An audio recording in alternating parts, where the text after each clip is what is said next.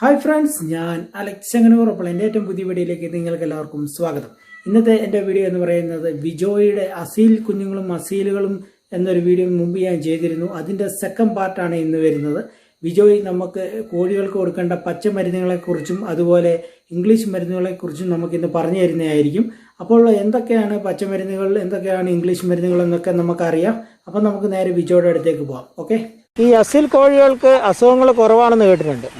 അപ്പോൾ അതിന് പച്ചമരുന്നാണ് ഇവിടെ കൊടുക്കുന്നത്. അത് എന്തൊക്കെയാണ് ആ പച്ചമരുന്നുകൾ എന്ന് പറയാം? കുറച്ച് പച്ചമരുന്നുകൾ ഞാൻ കാണിച്ചു തരാം. എല്ലാം കൂടെ കാണിക്കണമെങ്കിൽ നമുക്ക് 2-3 വീഡിയോ എടുക്കേണ്ടി വരും. ഇത് വിഷംകുല്ലി എന്ന് പറയുന്ന ഒരു ഇതാണ്. സാധാരണ എല്ലാ ഗൾഫുകാർക്കും അറിയാവുന്ന ഒരു സാധനമാണ്. ഇത് നമ്മുടെ ഈ വിഷത്തിന്, ചലന്തി വിഷം അങ്ങനെയുള്ള സാധനത്തിനൊക്കെ കൂടുതലും യൂസ് ചെയ്യും. കൂടുതൽ ഈ ഗൾഫിൽ നിന്നൊക്കെ വന്നവര്. നമ്മൾ കൂടുതൽ കോഴിക്ക് കൊടുക്കാന്ന് വെച്ച് കഴിഞ്ഞാല് കോഴിക്ക് ഈ ചെറിയ മുറിവുകളൊക്കെ വരുമ്പോ നമ്മൾ ചെയ്യുന്നത് നമ്മുടെ മഞ്ഞൾ, കർപ്പൂരം, നാരങ്ങ നീര്, എണ്ണ ഇത്ര സാധനം ഉപയോഗിച്ച് ഒരു കുഴമ്പ് പരുവത്തിലാക്കിയിട്ട് അവിടെ ഒന്ന് ചെറുതായിട്ടൊന്ന് തേച്ച് പിടിപ്പിച്ചാൽ മതി. തേച്ച് പിടിപ്പിച്ച് കഴിയുമ്പോൾ ഓട്ടോമാറ്റിക്കലി പുഴുവാണെങ്കിൽ പോലും അത് 3 ദിവസത്തിനകത്ത് കരിഞ്ഞ് റെഡി ആയിരിക്കും. അതെ, ഒരുപാട് നമ്മൾ പച്ചമരുന്നുകളാണ് മെയിൻലി നമ്മൾ ചെയ്യുന്നത്. ഇത് ദന്തപാലയല്ലേ? അതെ. ഇതിവിടെ കോഴികൾക്ക് അങ്ങനെ കൊടുക്കുന്നുണ്ട്. കൂടുതൽ ഡോഗ്സിന്റെ ബ്രീഡേഴ്സ് ആണ് വന്ന് ഇത് മേടിച്ചുകൊണ്ട് പോകുന്നത്, എടുത്തുകൊണ്ട് പോകുന്നത്. നമ്മളിത് മെഡിസിന് വേണ്ടി കൊടുക്കുന്നതിനൊന്നും നമ്മൾ കാശ് മേടിച്ചു കൊടുക്കാറില്ല. ഇപ്പൊ ഒരു കോഴിയുടെ മുട്ടയാണെങ്കിൽ പോലും നമ്മളത് കാശിന് വേണ്ടി വിൽക്കാറില്ല, മുട്ട കൊടുക്കാറില്ല. കൂടുതലും മെഡിസിന്റെ ആവശ്യത്തിന് വേണ്ടി വരുന്നവരാണെന്ന് നമുക്ക് ജെന്യൂനിറ്റി തോന്നി കഴിഞ്ഞാൽ 100% നമ്മൾ ഫ്രീ ആയിട്ടാണ് കൊടുക്കുന്നത്. ഇത് ദന്തപ്പാല. ഇതെല്ലാവർക്കും അറിയാം. മറ്റേ ഡോഗ്സിന് ഡാൻഡ്രഫിന്റെ അസുഖങ്ങൾ, പിന്നെ നമ്മുടെ വെരിക്കോസ് വെയിൻ ഉള്ള ആൾക്കാരെല്ലാം യൂസ് ചെയ്യുന്ന ദന്തപ്പാലയുടെ എണ്ണ. അതെ, അത് ശരിക്കും ഉണ്ടാക്കുന്നത് എങ്ങനെയാന്ന് വെച്ച് കഴിഞ്ഞാല് നമ്മുടെ തേങ്ങാപ്പാല് പിഴിഞ്ഞെടുത്ത് ഉരുക്ക് വെളിച്ചെണ്ണ ഉണ്ടാക്കും. പണ്ട് നമ്മുടെ ഇവിടുത്തെ അമ്മച്ചിമാരെല്ലാം ഉണ്ടാക്കുന്ന ഉരുക്ക് വെളിച്ചെണ്ണ 7 ദിവസം നമ്മൾ കുപ്പിക്കകത്ത് വെച്ച് ഈ ദന്തപ്പാലയുടെ 7 തളിരല എണ്ണയ്ക്കകത്ത് ഡിപ്പ് ചെയ്ത് വെക്കും. എണ്ണയെന്ന് വെച്ചാൽ ഈ ഉരുക്ക് വെളിച്ചെണ്ണയ്ക്കകത്ത് ഡിപ്പ് ചെയ്ത് വെക്കും. ഇപ്പൊ ഈ ഉരുക്ക് വെളിച്ചെണ്ണയ്ക്കകത്ത് ഡിപ്പ് ചെയ്ത് വെച്ചിരിക്കുന്ന എണ്ണ ഒരു 7 ദിവസം വെയിലത്ത് വെച്ച് കഴിയുമ്പോൾ അതിന്റെ കളറ് ചേഞ്ച് ആവും. ആ ചേഞ്ച് ആകുന്ന സമയത്ത് നമുക്ക് കൂടുതൽ ഡോഗ്സിന് കൂടുതൽ ഈ ഡാൻഡ്രഫ് ഇല്ല, താരന്, അത് ശരിക്കും പറഞ്ഞ ഒരു ഇൻഫെക്ഷൻ ആണ്. അപ്പൊ അതിന് കൂടുതലായിട്ട് യൂസ് ചെയ്യാൻ പറ്റുന്ന ഒരു മെഡിസിൻ ആണ്. ആയുർവേദം പഠിച്ചിട്ടുള്ളവർക്ക് അതിന്റെ കാര്യങ്ങളൊക്കെ ചെയ്യുന്നവർക്ക് എല്ലാവർക്കും അറിയാവുന്ന ഒരു കാര്യമാണ്. പിന്നെ നമ്മളിവിടെ ഒരുപാട് നമ്മളിവിടെ നെഞ്ചുണക്കിന് വരെ മരുന്നുണ്ട്. നമ്മളിവിടെ പറമ്പിൽ കാണുന്ന മരുന്നുകൾ ഇഷ്ടം പോലെ ഉണ്ട്. അതെ, നെഞ്ചുണക്കിന് വരെ. പണ്ട് നമ്മളിവിടെ പറയുമ്പോൾ ആരും അങ്ങനെ ചെയ്യാറില്ല. ഇതിപ്പം നെഞ്ചുണക്കിന് വരെ ഏറ്റവും നല്ല രീതിയിൽ മെഡിസിനായിട്ട് ചെയ്യാൻ പറ്റുന്ന ഒരുപാട് സാധനങ്ങൾ നമ്മളിവിടെ. നമുക്ക് ബാക്കി മെഡിസിൻസ് നമുക്ക് കാണാം, കുറച്ച് നമുക്ക് കാണാം. ഇത് വള്ളിച്ചെടിയല്ലേ? അതെ, ഇതും മരുന്നായിട്ട് ഉപയോഗിക്കുകയാണ്, പച്ചമരുന്നായിട്ട്. ഇത് ശരിക്കും മരുന്നാണ്. ഇത് തിപ്പല്ലി എന്ന് പറയും. ഇത് ഓരോരുത്തടത്ത് ഓരോ രീതിയിലാണ്. ത്രിഫല്ലി എന്ന് പറയുന്നവരുണ്ട്. ഇതിന്റെ പ്രത്യേകത എന്ന് വെച്ച് കഴിഞ്ഞാൽ കുറുകുറുപ്പിന് നമ്മളിവിടെ കൊച്ചു കുഞ്ഞുങ്ങൾക്കൊക്കെ യൂസ് ചെയ്യും. കോഴിക്കും കുറുകുറുപ്പിന് ഇതും മഞ്ഞളൂടെ അരച്ചു കൊടുത്താൽ മതി. പിന്നെ വിശപ്പില്ലായ്മ കോഴിക്കുണ്ടാവുകയാണെങ്കിൽ ഇതും ത്രിഫല്ലിയുടെ ഞാൻ അതിന്റെ ചെറിയ കാണിക്കാം. അധികമൊന്നും ഇപ്പൊ ആയി വരുന്നതേ ഉള്ളൂ. ത്രിഫല്ലിയുടെ സീഡെന്ന് വെച്ച് കായെന്ന് വെച്ച് കഴിഞ്ഞാൽ ഇതാണ്. ഇത് നമ്മുടെ നാട്ടിൽ എല്ലാവർക്കും അറിയാം. നമ്മുടെ ഈ കൊടി ഇല്ലേ, മുളക് പൊടിയൊക്കെ ബഡ് ചെയ്യുന്ന ഇതിലാണ്. ഈ ത്രിഫല്ലി ഇതിന്റെ ഈ കായും ഇത് ആയില്ല, ആയി വരുന്നതേ ഉള്ളൂ. ഇതിന്റെ കായും നമ്മുടെ മഞ്ഞളും ഇച്ചിരി ജീരകവും കൂടെ ഇട്ട് ഒന്ന് പിഴിഞ്ഞിട്ട് കൊടുക്കുകയാണെങ്കിൽ നമുക്കിത് മെഡിസിന് കോഴിയുടെ വിശപ്പില്ലായ്മ ഒക്കെ മാറി കിട്ടാനെ കൊണ്ട് ഏറ്റവും എളുപ്പം പറ്റും. അതെ, നമ്മുടെ എല്ലാ മെഡിസിന്റെ മെയിൻ ഒരു കണ്ടന്റ് മഞ്ഞൾ ഞാൻ നല്ലൊരു ആന്റിബയോട്ടിക്. അതെ, ഭയങ്കര പ്രത്യേകതയാണ്. അതുപോലെ തന്നെ കുറുകുറുപ്പ് ഉണ്ടാകുമ്പം മാത്രമുള്ള മെഡിസിനാണ് നമ്മൾ ഒന്ന് ചേഞ്ച് ചെയ്തേക്കുന്നത്. കുറുകുറുപ്പിന് മാത്രം നമ്മൾ വെറ്റിലയില്ലേ, നമ്മുടെ നാട്ടിൽ കാണുന്ന സാധാരണ വെറ്റില നാരങ്ങാനീരോട് അരച്ചു കൊടുക്കും. പിന്നെ ഇംഗ്ലീഷ് മരുന്നുകളുണ്ട്, കുറച്ച് ഞാൻ പരിചയപ്പെടുത്താം. പച്ചമരുന്ന് നമ്മൾ അത്യാവശ്യം മരുന്നുകളൊക്കെ കാണാനാണെങ്കിൽ വീടിന്റെ ഇവിടുത്തെ ഏറ്റവും വലിയ അവസ്ഥ എന്ന് വെച്ചാൽ ഒരു വനം പോലെ ഒരു പരിധി കഴിഞ്ഞു. അതല്ല, വേറൊരു കാര്യമുണ്ട്. ഇതിങ്ങനെ തുറന്നു വിട്ടിരിക്കുന്നതുകൊണ്ട് ഇത് തന്നെ ഇതെല്ലാം കൊത്തി ചെയ്യുന്നുണ്ട്. ഇവിടുത്തെ കോഴികൾ കഴിക്കുന്ന കൂടുതലും മെഡിസിൻസ് ആണ്. അങ്ങേപ്പുറത്ത് പോയി കഴിഞ്ഞാൽ ഇതേപോലെ എല്ലാം പച്ചപ്പാണ്. സാധാരണ എല്ലായിടത്തും പോച്ചയല്ലേ, ഇങ്ങനത്തെ സാധനങ്ങളാണ്. എവിടെന്നെങ്കിലും ഒക്കെ കിട്ടും കൊണ്ടുവന്ന് ഞാൻ ഇവിടെ ചുമ്മാ അതാണ് വേറെ ഫുഡ്. അതെ, ഇപ്പൊ വലിയ മെഡിസിൻ ചെലവ് സത്യം പറഞ്ഞപ്പോ ഒരു കോഴിക്കില്ല. മരുന്ന് കൊടുക്കാന്ന് പറയുന്ന ഒരു ചെലവേ നമ്മളിവിടെ ഇല്ല. ഞാൻ പറഞ്ഞല്ലോ, ഇവിടെ തീരെപ്പൊടി കോഴിക്കുഞ്ഞ് എന്താ കാട്ടിയിരിക്കുന്നതാണോ, കോഴിക്കുഞ്ഞിനെ അഴിച്ചു വിട്ടേക്കുക. പറയും അവര് വലിയ നെറ്റ് കൂട്ടിലിട്ട് അത് ചെയ്ത് ഇത് ചെയ്ത്. ഇവിടുത്തെ അവസ്ഥ ഇത് ഇങ്ങനെ വളരുന്ന നമ്മൾ ഈ നമുക്കറിയാം ഈ അഴിഞ്ഞു നടക്കുന്ന ഈ മഴയും നനഞ്ഞ എല്ലാ രീതിയിലും നടക്കുന്ന കുഞ്ഞുങ്ങൾക്ക് അസുഖങ്ങൾ കുറവും. നേരെ തിരിച്ച് ഈ ഒരിടത്ത് കമ്പ്യൂട്ടറിന്റെ മുമ്പിൽ തന്നെ ഇരിക്കുന്ന ഒരു കുഞ്ഞിന് അസുഖങ്ങൾ കൂടുതലുമാണ് നമ്മൾ കേട്ടിട്ടില്ല. അതേപോലെ തന്നെ ഇതുങ്ങളിങ്ങനെ അഴിഞ്ഞു നടക്കുന്നതിന് അസുഖങ്ങൾ വളരെ കുറവായിരിക്കും. നേരെ തിരിച്ച് കൂട്ടി തന്നെ ഇട്ട് വളർത്തുകയും കൂട്ടി തന്നെ ഇട്ട് ബ്രീഡ് ചെയ്യുകയും ചെയ്യുന്നതിന് അസുഖങ്ങൾ കൂടുതലായിരിക്കും. കൊച്ചു കുഞ്ഞുങ്ങൾ ഈ മഴയൊക്കെ നനഞ്ഞാൽ ഇവിടെ ഉള്ള മഴയും വെയിലും എല്ലാം കൊണ്ടിട്ടാണ് കുഞ്ഞുങ്ങളെല്ലാം വളരുന്നത്. അതുകൊണ്ട് ഇതുങ്ങളുടെ ആയുസ് എനിക്ക് കൂടുതലായിട്ട് കിട്ടുന്നുണ്ട്, എനിക്ക് കൂടുതലായിട്ട് കിട്ടുന്നുണ്ട്. ഇവിടെ പുഴുക്കളോ ചെറിയ ചെറിയ ഇതോ ഇവിടെ കൊതുകിന്റെ പഞ്ചായത്തുകാർ ഒന്നും ഇവിടെ ചോദിക്കാൻ പോലും വരാറില്ല സത്യം പറഞ്ഞു. കാരണം ഇവന്മാരെല്ലാം മാന്തി പറിച്ച് എന്താ ചിരട്ടയൊക്കെ നേരെ ഇരിക്കുകയാണെങ്കിലും പിറ്റേ ദിവസം രാവിലെ ചിരട്ട കമത്തി കിട്ടും. പിന്നെ താറാവുണ്ട് എനിക്ക്. പിന്നെ നാടൻ കോഴികളെ അഴിച്ചുവിടാൻ പറ്റത്തില്ല. നാടൻ കോഴികളെ അഴിച്ചു വിട്ട് കഴിഞ്ഞാൽ എല്ലാം കൂടെ ക്രോസ് ആയി. അതുകൊണ്ട് നാടൻ കോഴി ഞാൻ അഴിച്ചു വിടാറില്ല. ബാക്കി എല്ലാരും ഞാൻ അഴിച്ചു വിട്ട് താറാവിനും എല്ലാത്തിന്റെയും കൂടി നിങ്ങളെ അഴിച്ചു വിട്ട് വളർത്താം. പക്ഷേ കണ്ടായിരുന്നല്ലോ തീറ്റ കൊടുക്കുമ്പോ ഒരു അഗ്രസീവ് ആയി എന്ന് വെച്ച് കഴിഞ്ഞാൽ അവരുടെ ഒരു ഇതുണ്ട്, അവരുടെ കോട്ടയാണ്.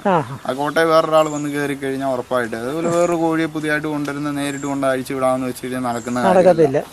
ഒന്ന് അടി കൊണ്ട് ചാവുന്നിടം വരെ അത് പെടയും പൂവനും അടിക്കും, പെടയും കൂടെ അടിക്കും, എല്ലാ രീതിയിലും. അപ്പം പുതിയതായിട്ട് മേടിച്ച് വളർത്തുന്നവരാണെങ്കിൽ നല്ല ബ്രീഡിനെ നോക്കിയെടുക്കുക, നല്ല ബ്ലഡ് ലൈൻ ഉള്ള കോഴിയെ നോക്കിയെടുക്കുക. അറിയാത്തവരായിരുന്നു കോഴിയെ എടുക്കുമ്പോൾ ഞാൻ ആദ്യം പറഞ്ഞില്ല, എന്തായാലും 4 കാര്യങ്ങൾ നമുക്ക് അസുഖം വന്ന് ഒരുമാതിരിപ്പെട്ട എല്ലാവർക്കും അറിയാം. ചില ആൾക്കാരെ നമുക്ക് പറഞ്ഞു തരത്തില്ല. ഇതൊക്കെ നമ്മൾ കുറെ പേരുടെ അടുത്ത് നിന്ന് അറിഞ്ഞതും നമ്മുടെ ജീവിതാനുഭവം കൊണ്ട് നമ്മൾ പഠിച്ചെടുത്തതും കുറെ മരുന്നുകളാണ്. ഒരുപാടുണ്ട് കോഴിക്കുള്ള. ഇപ്പം പറയാനാണെങ്കിൽ ഒരുപാട് കാര്യങ്ങൾക്ക് നമുക്ക് മെഡിസിൻ പറയാൻ പറ്റും. അതെ, ബ്ലഡിന്റെ കൗണ്ട് കുറഞ്ഞു കഴിഞ്ഞാൽ നമുക്ക് ചെയ്യാൻ വേണ്ടി ഒരുപാട് മെഡിസിൻസ് ഉണ്ട്. കോഴിക്ക് ഒരു വിളർച്ചയുണ്ടെങ്കിൽ ചിലയിടത്ത് നമ്മൾ കാണും, ഒരു കോഴി ചില ഫോട്ടോസിലൊക്കെ കാണും ഫേസ് ഒക്കെ ഭയങ്കരമായിട്ട് ചുമന്നിരിക്കുന്ന ഇതൊക്കെ കാണും. അതിന്റെ കാര്യം എന്ന് വെച്ചാൽ വേറൊന്നുമല്ല, ഒരു കോഴിയുടെ ഫേസ് നമ്മൾ വെള്ളം തൊട്ടിക്കുമ്പോൾ നനച്ചൊന്ന് തൂത്താൽ മതി. ഞാൻ കാണിച്ചു തരാം. ഫേസ് ഒക്കെ നല്ല ചുമന്നിരിക്കും. ജസ്റ്റ് വെള്ളം തൊട്ടൊന്ന് തൂത്താൽ മതി. അത് സ്റ്റാണായിട്ട് നിൽക്കുന്ന നെഞ്ചു വിരിച്ചൊക്കെ നിൽക്കുന്നതിന്റെ കാര്യം എന്ന് വെച്ച് കഴിഞ്ഞാൽ കോഴി അതിനെയാണെങ്കിൽ ഒന്ന് സ്റ്റഡി ആയിട്ട് നിർത്തി അതിന്റെ ദേഹത്ത് നിന്ന് ഒന്ന് കൈ ഓടിച്ച് തിരുമ്മി വിടുക എന്ന് പറയും. അങ്ങനെ തിരുമ്മി വിട്ടാൽ മതി കോഴി. പിന്നെ ഒരുപാട് കോഴിക്ക് അങ്ങ് വർക്കൗട്ട് കൊടുത്തു കഴിഞ്ഞാൽ പോലും ഞരമ്പ് പെടഞ്ഞു പോവുകയും ഞരമ്പ് ടൈറ്റ് ആവുകയും ചെയ്യും. അങ്ങനെ എടുക്കുന്ന കോഴികളെ എടുത്തു കഴിഞ്ഞാൽ നമുക്ക് അതിന്റെ കുഞ്ഞുങ്ങളെ ഉത്പാദിപ്പിക്കാൻ പറ്റത്തില്ല. കാണാൻ ഒരു ഭംഗിക്ക് വേണ്ടി വീട്ടിൽ നിർത്താം. അതെ അതെ. ഇതിന്റെ പച്ചമരുന്നുകളെ കുറിച്ചൊക്കെ നമുക്ക് പറഞ്ഞു തന്നായിരുന്നു. ഇനിയിപ്പോ അതിന്റെ ഇംഗ്ലീഷ് മരുന്നുകളെ കുറിച്ച് കൂടി എന്തെങ്കിലും ഒന്ന് പറഞ്ഞു കുറച്ച് മരുന്നുകളെ കുറിച്ച് ഒരുപാട് ഇതാ. ഇംഗ്ലീഷ് ഒരു ഹോമിയോ മരുന്ന് കാണിച്ചു തരാം. ഇത് ലിവർ ടോണിക് ആണ്, ഹിമാലയയുടെ ആണ്. ഇത് കോഴിക്ക് യൂസ് ചെയ്യുന്നതാണ്. ഇതൊക്കെ അടച്ചിടുന്നവർക്ക് കൂടുതൽ യൂസ് ചെയ്താൽ മതി. നമ്മുടെ ബി കോംപ്ലക്സ് ആണ്. അതെ, ഒരു എനർജിക്ക് വേണ്ടി. ഇതിന് പകരം പോളിബയോണസഫോ അല്ലെങ്കിൽ സിങ്കോവേറ്റോ ഏതാണെങ്കിലും കൊടുത്താൽ മതി. ബി കോംപ്ലക്സ് നമുക്കറിയാം, പ്രായമുള്ളവരൊക്കെ വീട്ടിലിരിക്കുന്നവർക്ക് എല്ലാം അറിയാം. ഇത് സാധാരണ കുരുപ്പിന് നമ്മൾ യൂസ് ചെയ്യുന്ന ബോറിക് ആസിഡ്. ഇത് വെളിച്ചെണ്ണ ചാലിച്ച് അതെ, ഇത് ശരിക്കും വെളിച്ചെണ്ണയിൽ ചാലിച്ച് കോഴിയുടെ ദേഹത്ത് ഈ കുരുപ്പ് പോക്സ് എന്നൊക്കെ പറയുന്നത് യൂസ് ചെയ്യാൻ പറ്റുന്നതാണ്. ഇത് അസ്ത്രാള് 100 ആന്റിബയോട്ടിക് ആണ്. കോഴികൾക്ക് കുറുകുറുപ്പ് ഞാൻ നേരത്തെ പറഞ്ഞത് ഇതാണ്. ഇത് ഒരു ഡ്രോപ്പ് വെച്ചോ. ഇത് അസ്ത്രാൾ 200. ഇത് 2 ഡ്രോപ്പ്. അത് 2 ഡ്രോപ്പും ഇത് 1 ഡ്രോപ്പും കൊടുത്താൽ മതി. ഇനി നമുക്ക് എല്ലാവർക്കും നമ്മുടെ നാട്ടിൽ പഴയ ആൾക്കാർക്കെല്ലാം അറിയാവുന്ന സാധനമാണ് ടിഞ്ചർ ബെൻസോയിൽ. ഇത് ഞാൻ യൂസ് ചെയ്താണ് നമ്മുടെ കൈ കഴിപ്പുണ്ട്. ഇതെപ്പോഴും ഞങ്ങൾ അത്യാവശ്യം കോഴി വളർത്തുന്നില്ല. കാരണം തമ്മിൽ കുത്തിട്ട് മുറിവാകുമ്പോൾ പെട്ടെന്ന് ഒരു 1-2 ഡ്രോപ്പ് ഒഴിച്ചു കൊടുത്താൽ മതി. പെട്ടെന്ന് നമുക്ക് മുറിവ് കരിഞ്ഞു കിട്ടും അന്നേരം തന്നെ. പിന്നെ പുഴുവായി കഴിഞ്ഞാൽ മാത്രം ഇത് വലിയ ഹൈലി സക്സസ് ആവത്തില്ല. നമുക്ക് പുഴുവായി കഴിഞ്ഞാൽ പിന്നെ നമുക്ക് എല്ലാവർക്കും അറിയാം കോഴിയുടെ കണ്ണിൽ നിന്ന് കുമ്പള വരുന്നു, പാട കിട്ടുന്നു. അതൊക്കെ ഇത് സിപ്ലോക്സ് ഡി എന്ന് പറയുന്ന മെഡിസിനാണ്. ഇത് സിപ്ലോക്സ് പ്ലെയിൻ ഉണ്ട്, ജെൻഡാമൈസിൻ ഉണ്ട്, ജെൻഡാ ലാബ് ഉണ്ട്. ഇത് ഏതാണെങ്കിൽ ഡി ഉള്ള മെഡിസിൻ സിപ്ലോക്സ് ഡി പല കമ്പനികളാണ്. ഇതിന്റെ കെമിക്കലിനെയും എല്ലാം നമ്മളിപ്പോ മെഡിസിൻ മേടിക്കുമ്പോൾ നമുക്ക് എല്ലാവരും ഉള്ള ഇത് അത്യാവശ്യം ഒരു ആവറേജ് ബ്രാൻഡഡ് ആയിട്ടുള്ള സാധനം തന്നെ മേടിക്കണം. ഒരുപാട് ലോക്കൽ പോയി മേടിക്കല്. പക്ഷെ നേരെ തിരിച്ച് നമ്മള് നല്ല മെഡിസിൻസ് മേടിക്കുമ്പോൾ എപ്പോഴും നമ്മൾ നോക്കേണ്ടതെന്ന് വെച്ച് കഴിഞ്ഞാൽ അതിന്റെ കണ്ടന്റുകൾ, ഈ മരുന്നിന്റെ കണ്ടന്റ് ഉണ്ടല്ലോ, ഈ കണ്ടന്റിനാണ് ശരിക്കും നമ്മൾ പ്രാധാന്യം കൊടുക്കേണ്ടത്. ഈ മെഡിസിന്റെ ഈ കമ്പനിക്ക് തന്നല്ല, കണ്ടന്റുകൾക്ക് കൂടുതൽ പ്രാധാന്യം നൽകി കൊടുക്കും. സിപ്ലോക്സ് ഡി എന്ന് പറയുന്ന മെഡിസിന് ഈ കണ്ണിൽ നിന്ന് ബബിൾസ് വരുന്നതും ഈ പഴുപ്പ് വരുന്നതിനൊക്കെ ഒരു പരിധി വരും. നമുക്കില്ലെങ്കിൽ നമ്മുടെ ഇരുമ്പുളി എന്നൊക്കെ ചില ആൾക്കാർ പറയും, നമ്മൾ ചീമപ്പുളി എന്നൊക്കെ പറയും. ചീമപ്പുളിയുടെ പൂവെടുത്ത് നമുക്ക് ചെറുതായിട്ടൊന്ന് ഇത് ചെയ്തിട്ട് നമുക്ക് ഒന്ന് പിഴിഞ്ഞിട്ട് കണ്ണി ഒഴിച്ചാലും ആ കണ്ണങ്ങ് തെളിഞ്ഞു വീഴുകയൊക്കെ ചെയ്യും. ഇത് എല്ലാം പോയതാണ് നേരത്തെ യൂസ് ചെയ്ത നമ്മുടെ നീര് ഒക്കെ കോഴിയുടെ ദേഹത്ത് ഒക്കെ വരും. എല്ലാ പെറ്റ്സിനും യൂസ് ചെയ്യുന്നു, മനുഷ്യൻ യൂസ് ചെയ്യുന്നത് ഗ്ലിസറിൻ മാക്സ് സൾഫേറ്റ് എന്ന് പറയുന്ന സാധനം. ഗ്ലിസറിന് മാക്സ് സൾഫേറ്റും ആണ് അതിന്റെ മെയിൻ കണ്ടന്റ്. ഇത് നമ്മുടെ തുജ എന്ന് പറയുന്ന ഒരു ഓയിൻമെന്റ്, ഏറ്റവും നല്ല ഉരുപ്പിന് ഏറ്റവും നല്ല മെഡിസിൻ ആണ് ഇത്. പശുവിന്റെ അകിടിന് വരുന്നതിനും ഒക്കെ നല്ല മെഡിസിൻ ആണ്. ഹോമിയോ മെഡിസിൻ ആണ്. എല്ലാ മെഡിക്കൽ സ്റ്റോറിലും കിട്ടില്ല. കാരണം മെഡിക്കൽ സ്റ്റോറുകൾക്കെല്ലാം ഹോമിയോയുടെ ഉള്ള ലൈസൻസ് കിട്ടില്ല. ഹോമിയോ മെഡിക്കൽ സ്റ്റോറിൽ നിന്ന് പോയി മേടിക്കണം. പച്ചമരുന്നുകൾ ഒരുപാടുണ്ട്. നമ്മള് മെഡിസിൻ കാണിക്കുകയാണെങ്കിൽ ഒരുപാട് മെഡിസിൻ നമുക്ക് കാണിച്ചു. ഇൻഫ്ലാമിന് ഇവിടെ ഇരിപ്പുണ്ട്, അങ്ങനെ കുറെ സാധനങ്ങളുണ്ട്. ഞാൻ അത്യാവശ്യം വേണ്ട ചിലത് മാത്രം കാണിച്ചു തരുന്നു. പിന്നെ നമുക്ക് പറയാൻ പറ്റുമെന്ന് വെച്ച് കഴിഞ്ഞാൽ ബയോട്രിം DS കോഴിക്ക് ഒരു ആന്റിബയോട്ടിക് ആണ്.